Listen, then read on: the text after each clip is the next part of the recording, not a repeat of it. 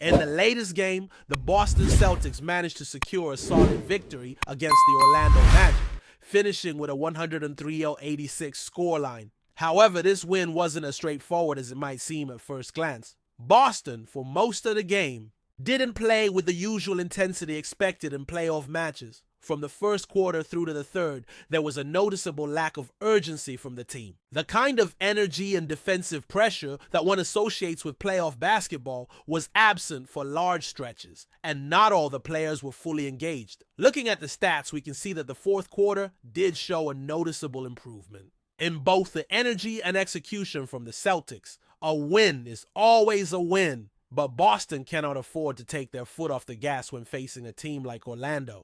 The Magic, while not the most formidable playoff team, are still dangerous if left to hang around, and a lackluster performance like this might come back to bite them later in the series. The Celtics scoring only reached 103 points, which is below the benchmark they typically aim for, 114 points. Sure, the team shot an impressive 43% from beyond the arc, but that's largely thanks to two key players who played a significant role in the shooting efficiency. Offensively, the Celtics didn't shine as brightly as they could have. A key player returning from injury had a solid, though not exceptional, game. He scored 16 points, grabbed 5 rebounds, and dished out 2 assists with a 43% shooting percentage. However, the one stat that stood out as disappointing was his performance from three-point range, where he struggled, as expected. Even though he isn't known for being a high-volume three-point shooter, it was clear that the injury was still lingering in his game. The bright side, though,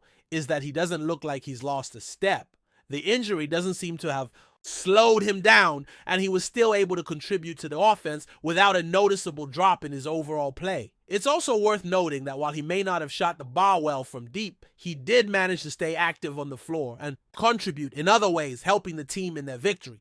It's not uncommon for players returning from injury to take some time to find their rhythm, but his performance in this game shows promise as we move further into the postseason. But as promising as this return may seem, the Celtics playoff aspirations hinge on the performance of other players, particularly one who, despite his undeniable talent, has come under scrutiny. Yes, I'm talking about a player who's expected to deliver big in these playoff games. Though he posted a double-double in this game, it wasn't without its faults. This player struggled to make a real impact until the final quarter, scoring only 6 points by the third. His shooting numbers, to be blunt, were underwhelming. He shot just 36% from the field and only managed to make 1 out of 8 three-pointers. For a player with such expectations, this type of production simply isn't good enough. Now, he did contribute in some areas, but the Celtics need more from him.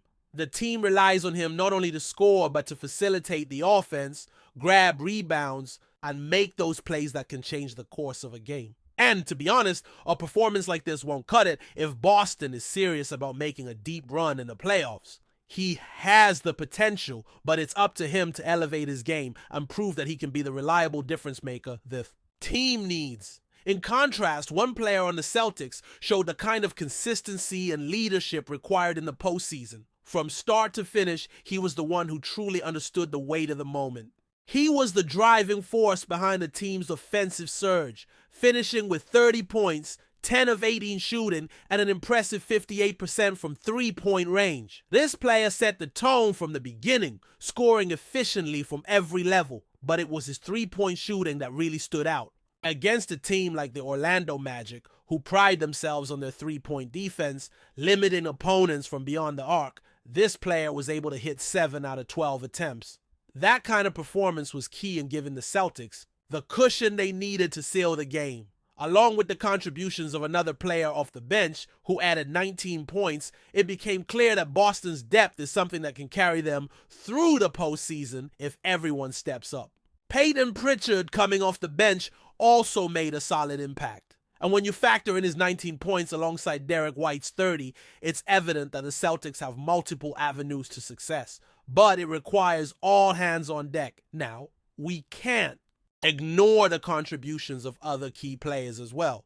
Jrue Holiday, for example, had a major impact on the game, especially in the third quarter. He made several crucial steals, facilitated the offense, and hit some important three-pointers, helping to keep the Celtics in the lead as Orlando started to gain momentum. His ability to step up in moments when the team needs him most was invaluable. However, the one player who arguably didn't live up to expectations was Jason Tatum. Though it's possible that I'm being a bit harsh, Tatum's performance in this game was not up to the level we've come to expect from him. He finished with just 17 points, and it was only in the fourth quarter that he really showed signs of life. But even then, he wasn't dominating the way we're used to seeing him. Part of the reason for this lack of production can be traced back to an injury he sustained in the third quarter. Tatum took a hard hit on his wrist when he collided with the back of the rim, resulting in a flagrant foul. After the incident, his wrist was wrapped up, and he did try to shake it off, but it was clear he wasn't playing at his best after that. This injury, combined with some minor issues in his game, raises questions about his condition moving forward. As we all know, the playoffs are a grind, and even the smallest injury can become a major issue as the games pile up.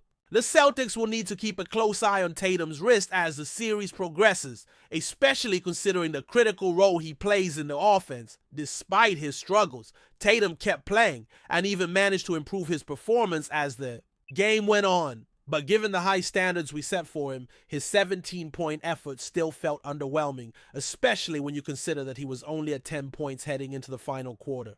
So now, after everything we've seen, how would you rate the Celtics' performance in the first game? A, B, C, D, or F?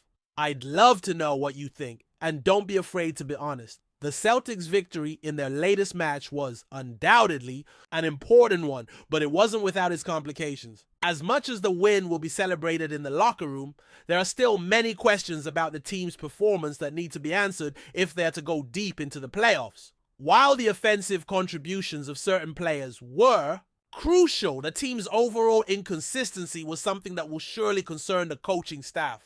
Let's start with the defensive side of things. While the Celtics did show some strong defensive stretches throughout the game, particularly in the fourth quarter when the Magic were trying to mount a comeback, there were moments where their defensive intensity faltered. Orlando, despite their lack of playoff experience, managed to get several easy buckets, especially in transition. The Celtics were often slow to get back on defense, and that allowed Orlando to capitalize on fast break opportunities. This is not the kind of lapse you want to see at this stage of the season. If Boston continues to give up easy points in transition, they'll have a much harder time against tougher teams in the playoffs. It's something that needs to be addressed immediately. On top of that, the Celtics' pick-and-roll defense was occasionally sloppy. While they managed to force some turnovers and disrupt the Magic's offensive flow, there were stretches where they struggled to contain Orlando's ball handlers. The Magic's guards were able to break down the defense with relative ease, and this exposed some weaknesses in Boston's defensive schemes. Part of the issue stemmed from a lack of communication. Players weren't switching on screens as quickly as they should have, and this allowed Orlando to exploit mismatches. Though this is fixable, it will require more focus and better execution moving forward. Another area that has to be highlighted is the Celtics rebounding. In a game where they were expected to dominate in that department, the Celtics found themselves on the wrong end of the battle on the glass for much of the game. Despite the presence of big men like Al Horford and Robert Williams, who can both be dominant on the boards, the team was often outmuscled by Orlando's frontcourt. Williams did grab 10 rebounds, but there were too many second-chance opportunities given up to the Magic. These extra possessions not only allowed Orlando to stay within striking distance, but also prevented Boston from getting into a rhythm on offense. They were forced to work harder for their points, and the lack of easy buckets from fast breaks made things more difficult. One of the issues with the rebounding struggles was the absence of a clear, dominant presence in the paint for the Celtics. Horford, while experienced and capable, isn't the kind of player who can dominate the boards night in and night out.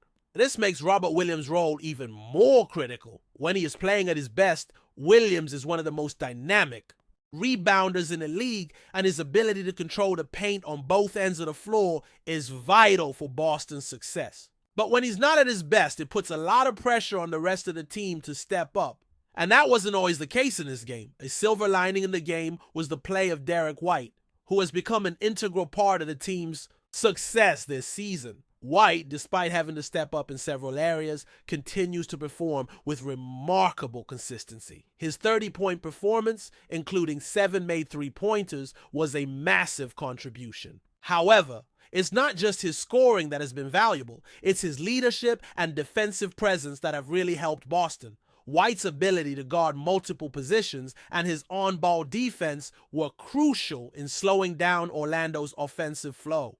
His defensive prowess isn't always as flashy as some of his teammates, but it's equally important to the team's overall success. White has truly established himself as one of the most reliable players for Boston this season. While others have been inconsistent, he has been steady, particularly in clutch moments. He's someone you can count on to make big plays, whether it's scoring, making the right pass, or getting a crucial stop. His continued development as both a scorer and defender is going to be a key factor as the Celtics continue their playoff run. Yet despite White's strong performance, there remains the issue of the Celtics' offensive execution in critical moments. They certainly have flashes of brilliance, but the inability to consistently execute in crunch time is a concern. There were too many possessions in which the offense stalled. The ball movement was sometimes too predictable, and there wasn't enough off the ball movement to create open looks. As the Magic tightened their defense, the Celtics often found themselves struggling to create space. It was almost as if they were waiting for one individual player to break through, rather than operating as a well-oiled machine.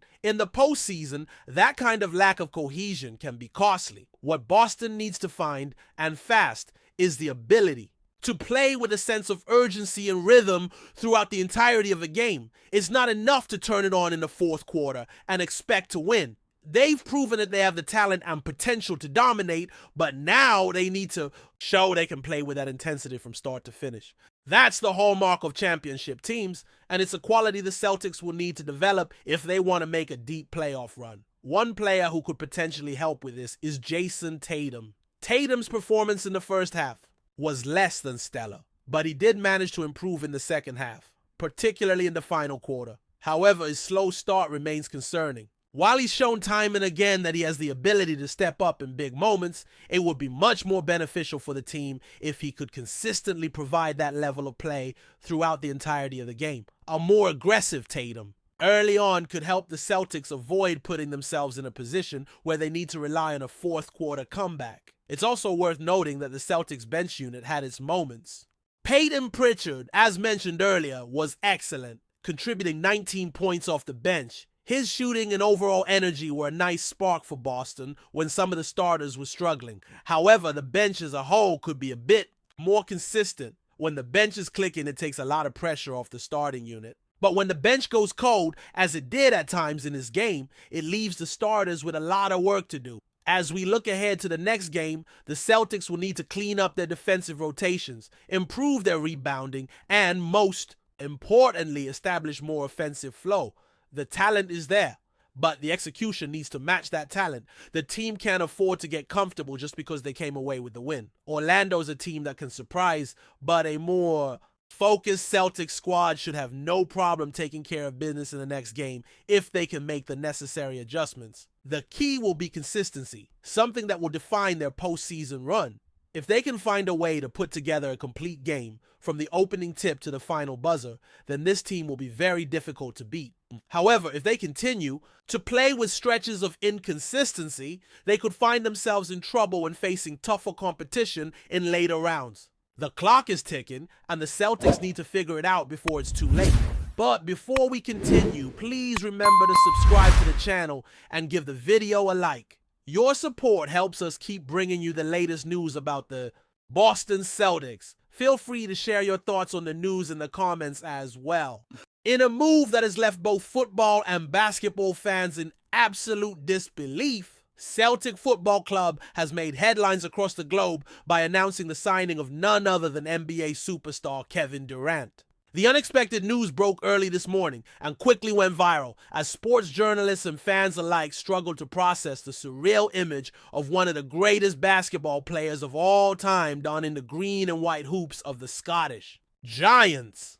According to the club's official statement, Durant has agreed to join Celtic in a unique ambassadorial and promotional role that could also see him involved in limited on-field activities. While it's unlikely he'll feature in a Premiership fixture anytime soon, insiders suggest that Durant could participate in exhibition matches and engage in football-related training as part of a broader partnership aimed at globalizing the Celtic brand.